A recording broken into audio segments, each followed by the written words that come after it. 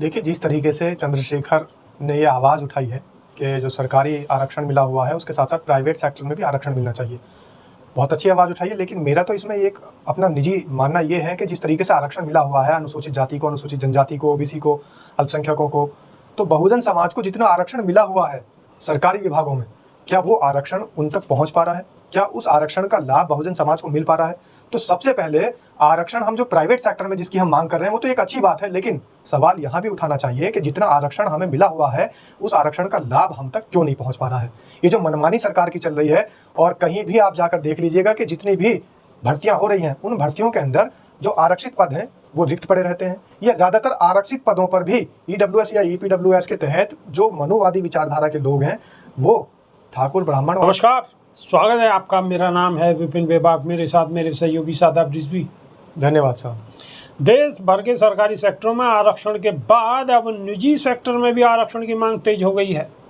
Private sector में आरक्षण की मांग लोकसभा सांसद और आजाद समाज पार्टी के राष्ट्रीय अध्यक्ष चंद्रशेखर आजाद ने उठाई है। उत्तर प्रदेश के आगरा में आयोजित अस्तित्व बचाओ भाईचारा बनाओ प्रबुद्ध जन सम्मेलन में उन्होंने इस पर अपनी बात रखी है। नगीना सांसद चंद्रशेखर आजाद ने कहा है कि सरकारी क्षेत्र के निजीकरण के कारण आरक्षण प्राप्त अवसर होते जा रहे हैं, सीमित होते जा रहे हैं। अतः यह आवश्यक है कि प्राइवेट सेक्टर में भी अनुसूचित जाति, जनजाति, पिछड़ा वर्ग को आरक्षण मिले ताकि समावेशी विकास सुनिश्चित किया जा सके। आगरा में आयोजित अस्तित्व बचाओ भाईचारा बनाओ प्रबुद्ध जन सम्मेलन में आजाद समाज पार्टी के नेता और नगीना सीट से सांसद चंद्रशेखर आजाद ने 5 बिंदुओं पर अपने विचार रखे हैं। केंद्र सरकार द्वारा अन्य पिछड़ा वर्ग की जाति आधारित जनगणना को जानबूझकर न कराना सामाजिक न्याय के सिद्धांतों के खिलाफ एक सोचा समझा षड्यंत्र है। यह बहुजन समाज की वास्तविक संख्या और उनके अधिकारों को दबाने का एक प्रयास है। वर्तमान शासन व्यवस्था आरक्षण को निष्प्रभावी करने तथा संविधान की मूल भावना को कमजोर करने में लगी हुई है। हमें परम पूज्य बाबा साहब डॉक्टर भीमराव अंबेडकर द्वारा प्रदत्त संवैधानिक अधिकारों की रक्षा के लिए सतत जागरूक और संगठित रहना होगा। इलेक्ट्रॉनिक वोटिंग मशीन के माध्यम से चुनाव कराना लोकतंत्र की पारदर्शिता और जनविश्वास के विरुद्ध है। यह व्यवस्था शासक वर्ग के षड्यंत्र का हिस्सा प्रतीत होती है, जिसका उद्देश्य चुनाव प्रक्रिया को नियंत्रित करना है। वर्तमान समय में अनुसूचित जाति, जनजाति, पिछड़ा वर्ग और मुस्लिम समाज पर होने वाले अत्याचारों में चिंताजनक वृद्धि हो रही है। यह न केवल संवैधानिक मूल्यों पर आघात है, बल्कि सामाजिक ताने बाने को भी छिन्न भिन्न करने वाला संकट है। सरकारी क्षेत्र के निजीकरण के कारण आरक्षण प्राप्त अवसर सीमित होते जा रहे हैं। अतः यह आवश्यक है कि प्राइवेट सेक्टर में भी अनुसूचित जाति, जनजाति, पिछड़ा वर्ग को आरक्षण मिले ताकि समावेशी विकास सुनिश्चित किया जा सके। बिल्कुल।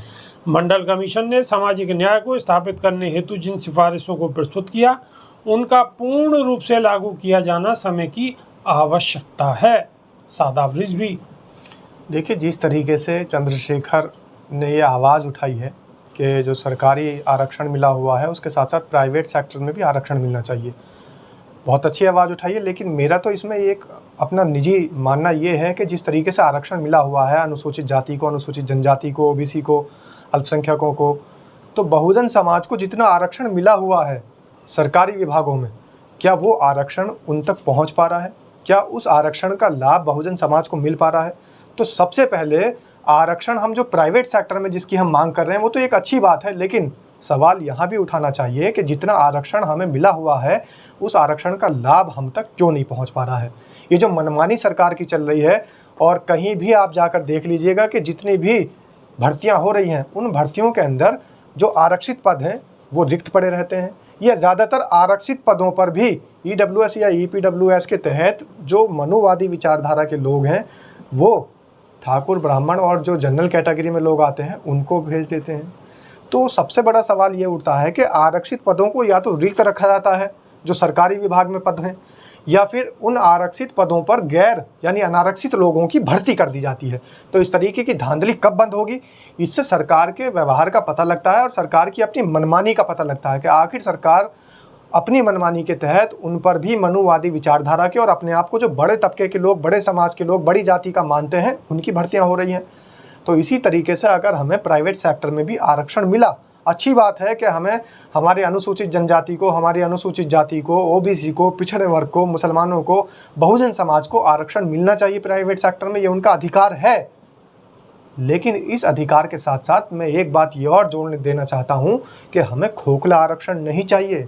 इस खोखले आरक्षण की, इस लॉलीपॉप की ज़रूरत समाज को नहीं है कि आप कागज़ों के अंदर लोगों के दिखावे के अंदर तो आरक्षित कर दें, लेकिन उन आरक्षित पदों पर अगर अनारक्षित लोगों की भर्तियां होगी तो ऐसा आरक्षण फिर किस काम का है?